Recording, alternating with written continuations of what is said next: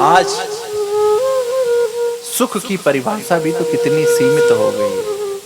सुख bank account तक सीमित हो गया, सुख कभी बैंक अकाउंट तक नहीं सीमित रहा है। सुख तो अनुभूति का विषय है भैया, और सुख और दुख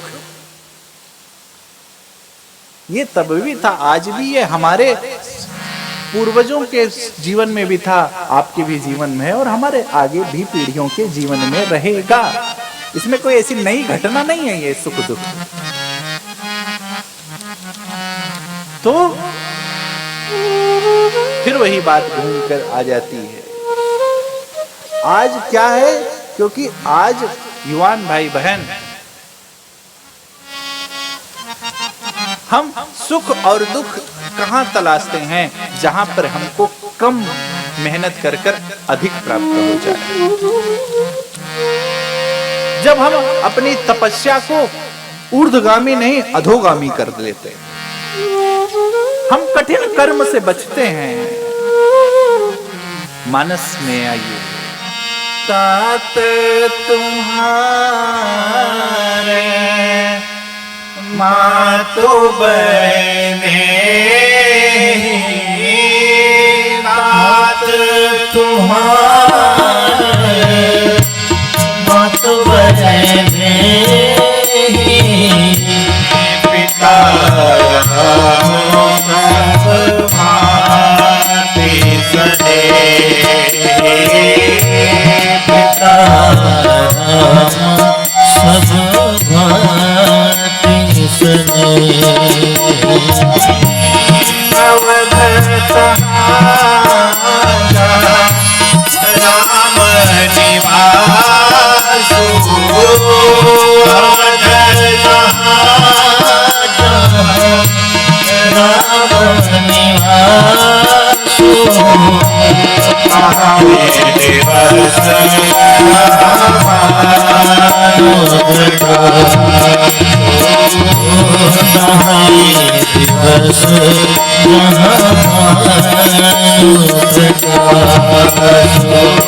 दिवस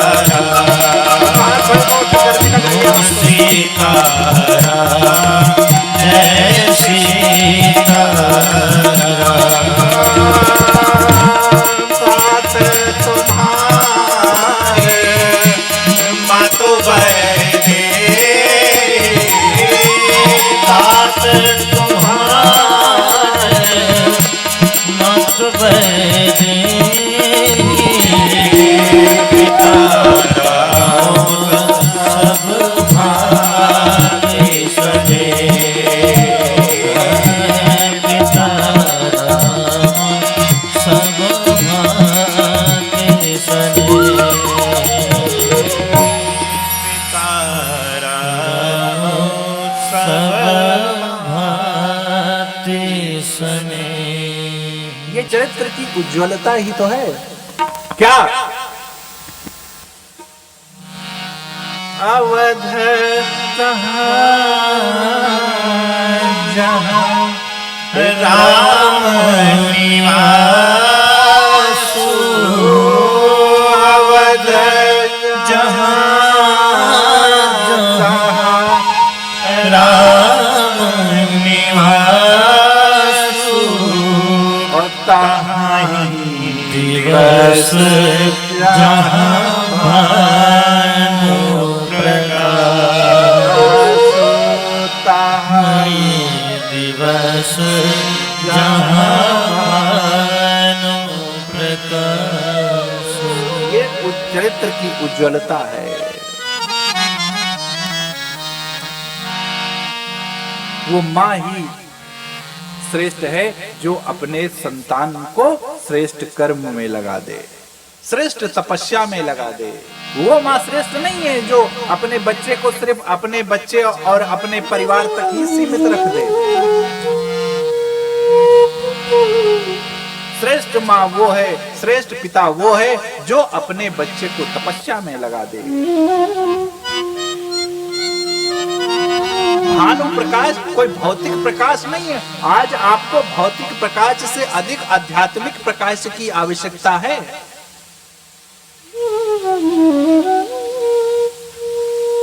भौतिक प्रकाश तो आएगा, अंधकार फिर चला जाएगा। भौतिक प्रकाश तो आता जाता रहेगा, लेकिन जिसके जीवन में आध्यात्मिक प्रकाश आ गया, जिसकी आत्म चेतना जग गई, फिर उसके जीवन में कभी अंधकार आने वाला नहीं है। क्योंकि भैया मानव की सच्ची प्रगति कहीं और नहीं है। मानव की सच्ची प्रगति कहाँ है? आध्यात्मिक क्षेत्र में ही है, और आध्यात्मिक ऊर्जा से ही मानव प्रगति कर सकता है। यदि आपको प्रगति करना है तो कहीं और नहीं भैया, प्रगति का द्वार कहीं और नहीं है। प्रगति का द्वार भगवान के श्री चरण कमलों में ही है, क्योंकि प्रभु आपका तेज है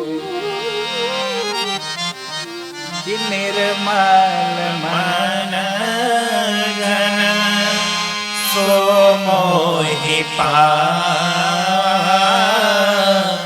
मोहि कपट छल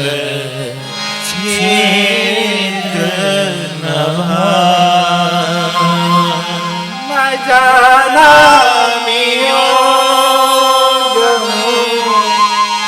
जपम पूजा न तो सदा सर्वदा संभतो।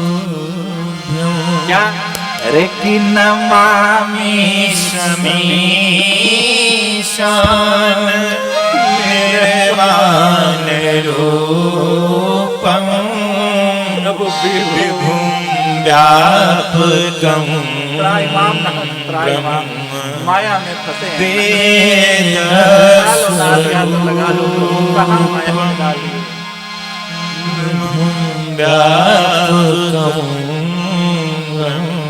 बिना आपके चाहे प्रभु कोई राह भी नहीं कह पाएगा यार। ये न जाना जपम है वो पूजा न तो हम सदा सर्वदा संभूतो। कुछ करना नहीं, कहीं पर भी कोई भी इष्ट हो सकता है, कोई भी इष्ट हो सकता है।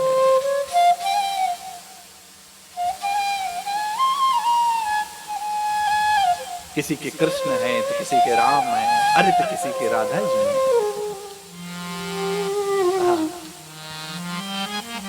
किशोरी राधा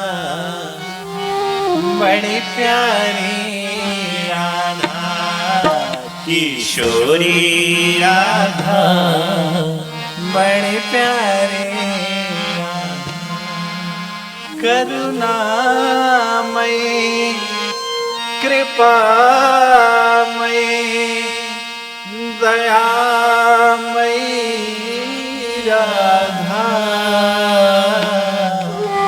करुणामयी कृपामयी दयामयी राधा, करुणामयी कृपामयी दयामयी राधा, राधा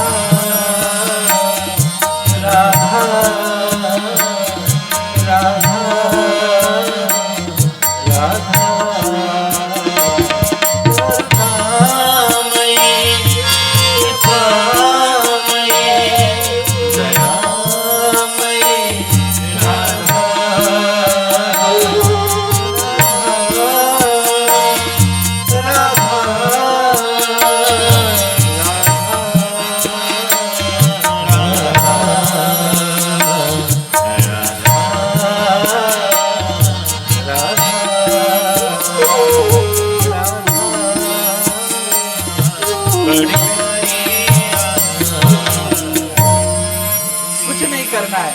मुक्त कंठ से, निर्मल हृदय से। कोई बहुत साधन नहीं है, बहुत जप तप नहीं करना है। देखिए, मानव तन का 3 अस्तित्व है, जिसे हम अंग्रेजी में एग्जिस्टेंस कहते हैं। 3 स्तरीय अस्तित्व है। एक शारीरिक, जिसे हम फिजिकल एग्जिस्टेंस कहते हैं। दूसरा मानसिक, जिसे हम मेंटल एग्जिस्टेंस कहते हैं। और तीसरा होता है, जो अभी भारत में श्रेष्ठ है, उसे कहते हैं आध्यात्मिक, स्पिरिचुअल एग्जिस्टेंस। कितने प्रकार के हो गए? आप जीवन में कल्पना करेंगे भाई, जिस एक बुद्धि है, जिसे आप मोटी मोटी बुद्धि कर लीजिए, मेंटल एग्जिस्टेंस है, और ये आपका शरीर। परंतु जो तीसरा है, जो अतिशय आवश्यक है, जो सारी स्रोत है जिसके अंदर, द एनर्जी जहां से स्रोत है, सोर्स ऑफ एनर्जी जहां पर है, उसे कहते हैं स्पिरिचुअल, आध्यात्मिक। आज हमको आपको आध्यात्मिक एग्जिस्टेंस को जगाने की आवश्यकता है। आज फिजिकल हम खूब सुंदर रहे, अच्छी बात है, बुद्धि भी हमारी प्रखर रहे, अच्छी बात है, परंतु जिसके जीवन में आध्यात्मिकता नहीं है, स्पिरिचुअलिटी नहीं है, उसके जीवन में ऊर्जा नहीं है। क्योंकि स्पिरिचुअलिटी कुछ नहीं करती है। स्पिरिचुअलिटी आपको शिक्षा देती है। आध्यात्मिक व्यक्ति के जीवन में 3 क्रिया आपको शुद्ध मिलेंगी। पहला, sincerity in action. Sincerity in action, कार्य के समय वो सजग रहेगा, सतर्क रहेगा। एक्शन के समय वो सतर्क रहेगा। दूसरा, प्योरिटी ऑफ हार्ट, उसका हृदय निर्मल होगा। अध्यात्म पूजा पाठ से थोड़ा सा ऊपर की अवस्था है, प्रतीक है पूजा पाठ, परंतु उसके ऊपर की अवस्था है। क्यों? क्योंकि आध्यात्मिक व्यक्ति के जीवन में क्या रहती है? पहला, सिंसियरिटी इन एक्शन, कार्य के समय सतर्कता, वो सजग रहता है। दूसरा, प्योरिटी ऑफ हार्ट, उसका हृदय निर्मल होता है। और तीसरा भैया, जब हृदय निर्मल है, कार्य के समय सतर्क हैं, तो सीधी सी बात है भैया, क्लियरिटी इन थॉट, आपका विचार शुद्ध होगा, आपका लक्ष्य शुद्ध होगा। आपका जब लक्ष्य शुद्ध होगा तो आपका श्रेष्ठ कर्म शुद्ध होगा, और जब कर्म शुद्ध होगा, लक्ष्य शुद्ध होगा, तो लक्ष्य की प्राप्ति भी सहज ही हो जाएगी। उसके लिए आपको कोई बहुत खटकर्म और उपक्रम करने की आवश्यकता नहीं पड़ेगी। क्यों पूजा? अध्यात्म क्यों? क्योंकि भैया मन, बुद्धि और आत्मा को शुद्ध सिर्फ अध्यात्म से किया जा सकता है। और जिसका मन और बुद्धि शुद्ध नहीं है, आत्मा शुद्ध नहीं है, उसका जीवन शुद्ध नहीं हो सकता। और फिर जीवन जिसका शुद्ध नहीं है, उसका जन्म लेना व्यर्थ है।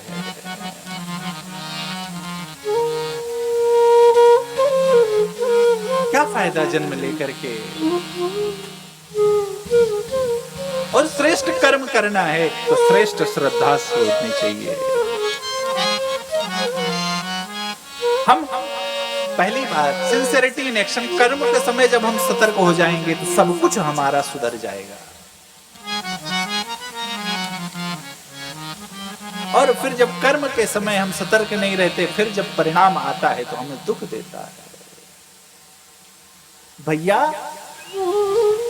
अध्यात्म आपकी श्रद्धा को जगाता है, और आप नहीं भैया, चाहे आप रावण ले लीजिए, रावण का भी एक श्रेष्ठ थे, महादेव के प्रकांड पुजारी थे रावण, उनमें श्रद्धा थी उनकी। अरे प्रहलाद जी की श्रद्धा थी। भक्त भी अभक्त भी सबके श्रेष्ठ होते हैं। बलि महाराज गुरु अपने गुरु शुक्राचार्य में श्रेष्ठ श्रद्धा थी। उस समय गुरु ने कहा कि मत करो, लेकिन नहीं प्रभु, कभी कभी क्यों?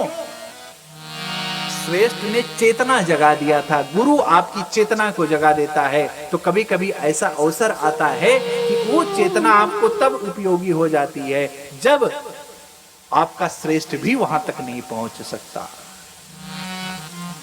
गुरु ने मना किया, बलि ने कहा ना प्रभु,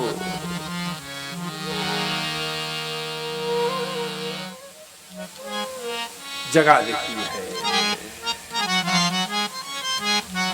प्योरिटी ऑफ हार्ट। कोई भी कार्य आप निर्मल हृदय से करेंगे तो बिना प्रयास आपको प्राप्त होगा लक्ष्य। और ये निर्मल हृदय की चेतना कहाँ जगेगी? तो ये निर्मल हृदय की प्रेरणा सिर्फ अध्यात्म से आएगी। अध्यात्म का अभिप्राय स्पिरिचुअलिटी है। साधन और साधना को दोनों को जोड़ते चलिए।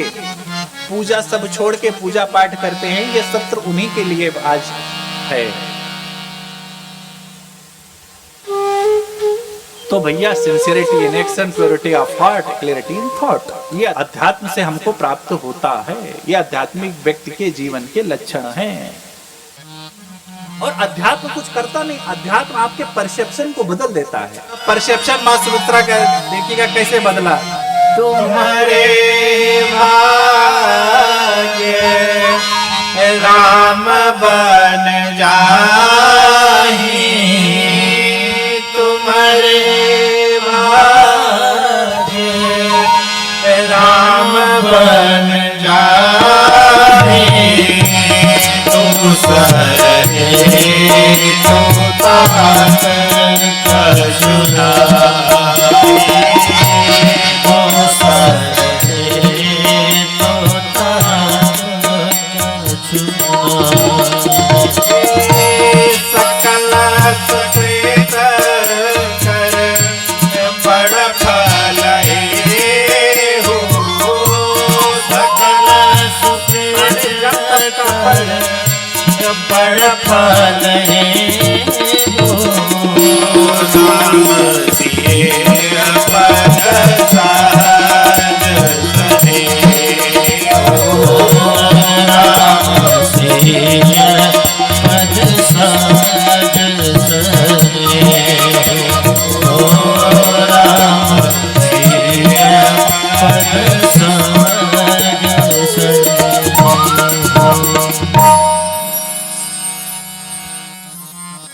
परसेप्शन बदल गया। कहती हैं कि आप यहाँ पर तुम्हारे भाग्य हे लखनलाल, हे पुत्र, तुम्हारा भाग्य है। क्यों?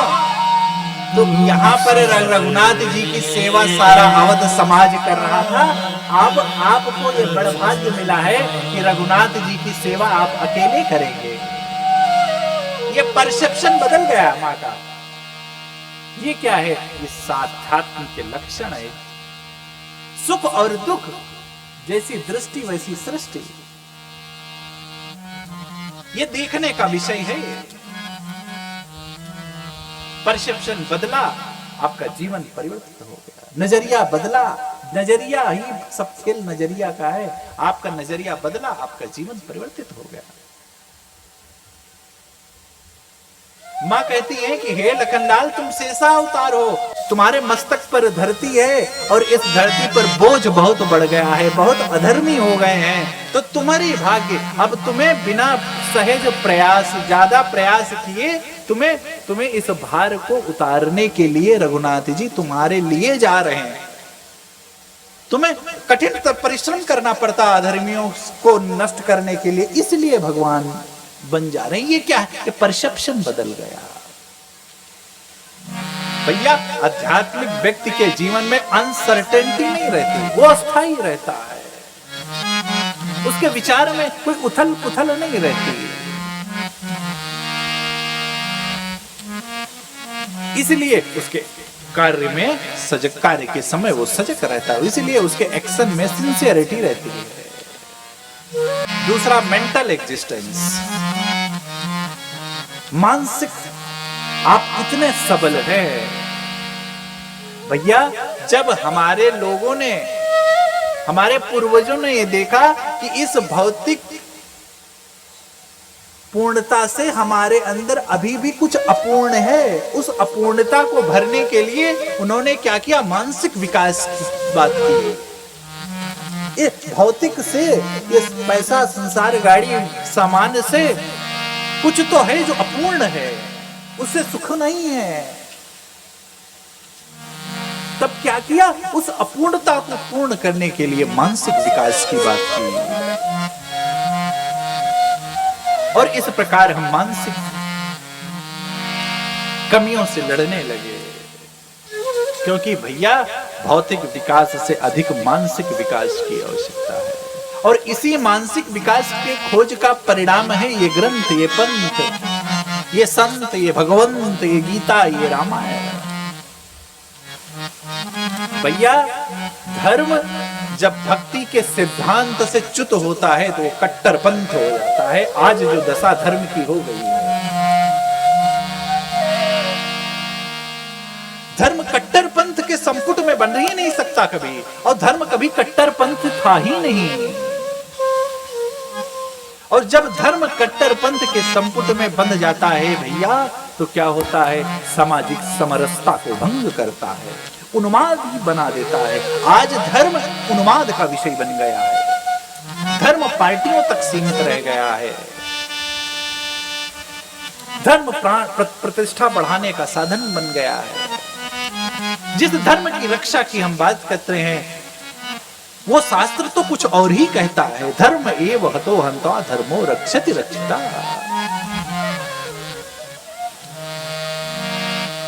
आज हम कर्तव्य से च्युत हो गए हैं। क्यों? क्योंकि धर्म, भक्ति और ईश्वर हमने क्या कर दिया कि अपनी सुविधा अनुसार कर दिया। भगवान कहीं है नहीं, भगवान तो हर जगह है भैया। आपकी दृष्टि बदली, आपका परसेप्शन बदल गया। आपका क्या हुआ? आपका चिंतन पवित्र नहीं है, इसलिए भगवान का दर्शन नहीं हो रहा है। और जिसका चिंतन पवित्र नहीं है, वो उस पवित्रतम परमात्मा को प्राप्त करना स्वप्न के जैसा है। परमात्मा तो हर जगह है, बस आपका चिंतन पवित्र होना चाहिए। फिर हम आते हैं फिजिकल एग्जिस्टेंस पर, शारीरिक अस्तित्व। भैया इस शरीर का कोई मोल नहीं है।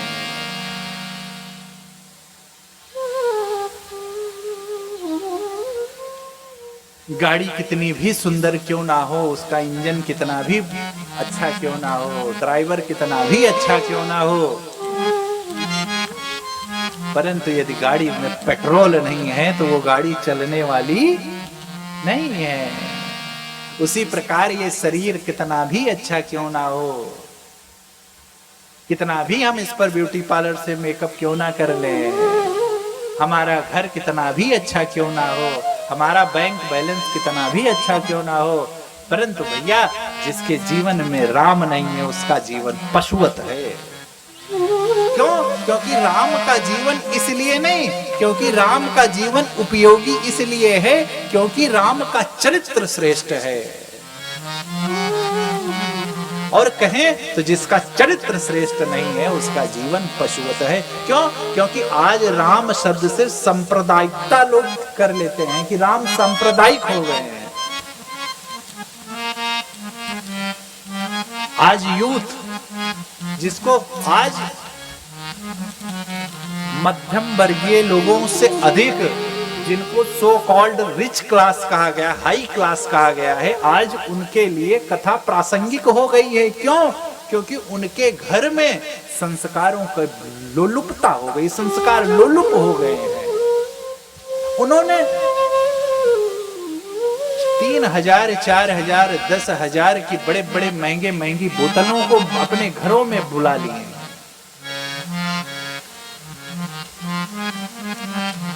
और भैया फिर क्या परिणाम है? फिर भागते हैं। अरे भागने का परिणाम तो ये देखिए कि आज हम, एक महाराज जी ऐसी इस समय ऐसी ख्याति प्राप्त हो गई है उनको कि सारा भविष्य बता देते हैं।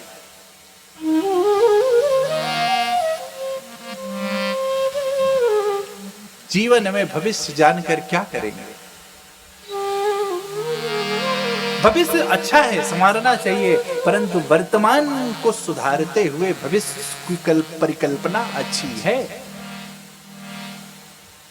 भूत के घटनाओं से हम चेत कर करके वर्तमान की योजना बनाते हुए, वर्तमान में जीवन जीते हुए भविष्य की योजना बनानी चाहिए। आज क्या हो रहा है, हम भविष्य जानने के चक्कर में हम परिश्रम करना छोड़ दे रहे हैं।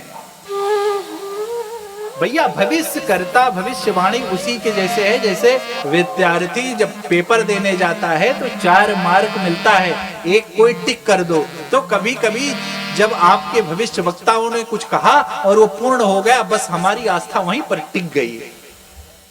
कभी कभी ये हो सकता है, ये संयोग है।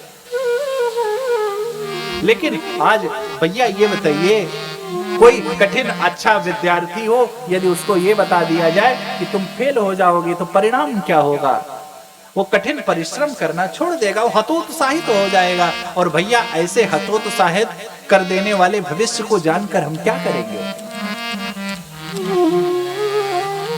आज शॉर्टकट का जीवन जीना चाहते हैं हम।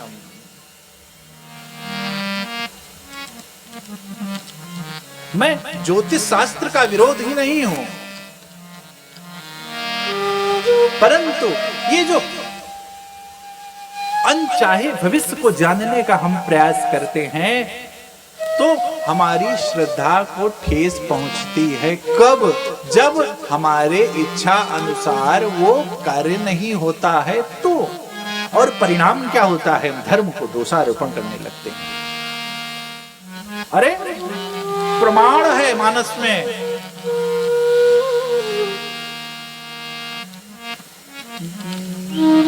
त्रिकालज्ञ सर्वज्ञ तुम, गति सर्वत्र तुम्हार। कहु सुता के दोष गुण, मुनिवर हृदय विचार। नारद जी शुद्ध कहते हैं, जोगी जटिल अकाम मन, नगनय मंगल अस स्वामी यही कह मिले, परिहस्त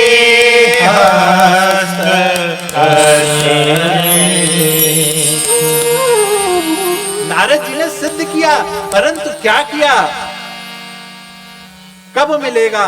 श्रेष्ठ परिश्रम तपस्या करने का साधन बताया। ज्योतिष शास्त्र सिद्ध है, यदि सिद्ध ना होता तो नारद जी पड़ी हस्तरेखा को क्यों देखकर बताते? परंतु श्रेष्ठ वही जो आपको तपस्या में लगा ले। अरे झूठ ना हो, झूठ न हो देवर शिवानी, सोचा ही पते सखी सयानी, सोचा ही पते सखी सयानी। झूठ न हो, झूठ न हो देवरे शिवानी, सोचहिना पति सखी सयानी, सोचहिना पति सखी सयानी।